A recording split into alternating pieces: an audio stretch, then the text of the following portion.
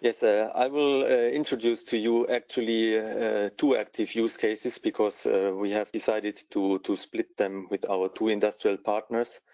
And one is in fact the supply chain transparency that was introduced already by Andreas.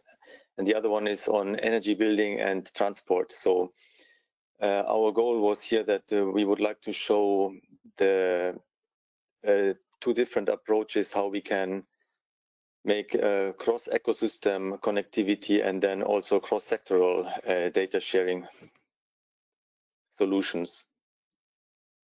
And the background for the supply chain transparency is that for the accurately forecasting of product arrival, it is very critical that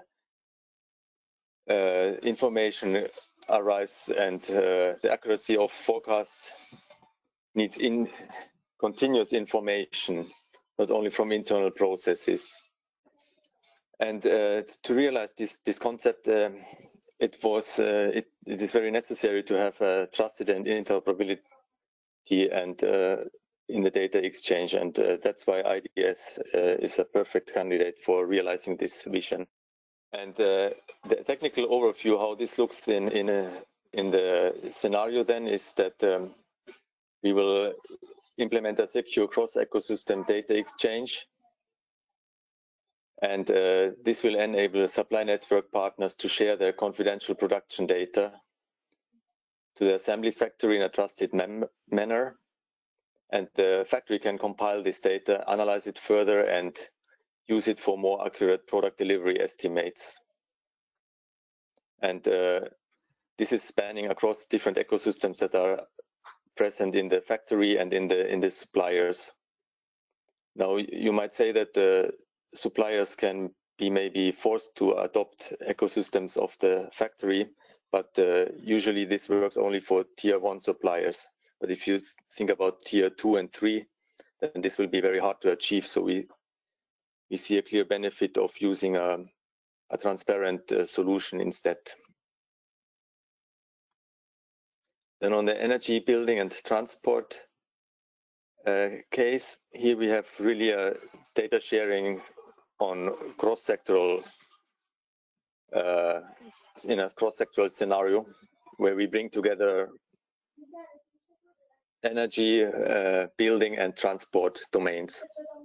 And those sectors have a lot of data already collected in many different databases and systems, but this data is very heterogeneous and it's siloed in subsectors.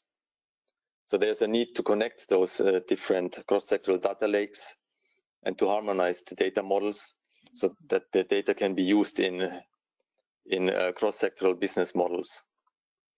And this we are realizing for efficient geospatial data handling and management. So in our technical solution, the ecosystem will be used to, the IDS ecosystem will be used to exchange the cross-sectoral data, and it will make data from public transport traffic available for local energy optimizations. That means that buildings and energy providers of a certain district will be getting access to data from electric powered public transport vehicles, and can use that data then for optimizing the local energy consumption of that district.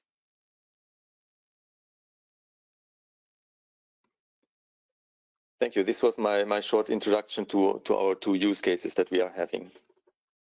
Yes, thank you very much. And I think in the beginning it was also mentioned that we are working this with the IDS members who are FASTEMS and Vastu Group. So we are very glad to have these companies and to give us requirements and to look at their also the processes and how to improve the data sharing. I think one thing that we have been learning pretty much with these rehearsals is that we are not, if you have been working on information systems, and so the design of ecosystem of data sharing is not exactly similar as the information systems development. So it's quite a lot of discussions about who has the value, who benefits, and then you need to agree with many stakeholders in order to create this kind of data sharing system. And the partners of course come into picture, but then you need to have agreements, signing or a service level agreement.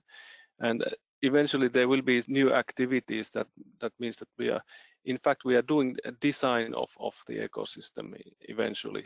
So it's not only a siloed system. So that's in my opinion the biggest difference that we have been learning. I need to pinpoint something. All right. So thank you very much for your time and